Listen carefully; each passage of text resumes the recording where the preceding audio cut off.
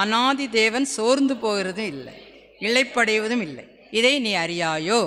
இதை நீ கேட்டதில்லையோ? அவருடைய புத்தி ஆராய்ந்து முடியாது. சோர்ந்து போகிறவனுக்கு அவர் பலன் கொடுத்து சத்துவம் இல்லாதவனுக்கு சத்துவத்தை பெருகும். இளைஞர் இளைப்படைந்து சோர்ந்து போவார்கள், வாலிபரும் இளை. ஆனால் ஆண்டவருக்கு காத்திருக்கிறவங்களாம் பலன் அடைந்து. அதனால் யாருமே ஆண்டவர் சொல்றார் சோர்ந்து போவதே இல்லை. சோர்ந்து போகிறவங்களாம் அவர் என்ன தராராம்? பலன். அப்போ இங்கே வந்திருக்கிறவங்க யாரா நம்ம சோர்ந்து போகலாமா? போகக்கூடாது. ஆனால் சோர்வு வருமா?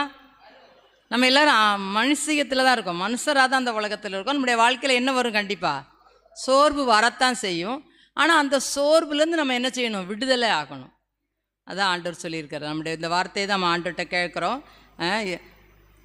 பூமியின் கடையாந்தரங்களை சிருஷ்டித்த கர்த்தராகிய அநாதி தேவன் சோர்ந்து போவதில்லை, இளைப்படைவதும் இல்லை.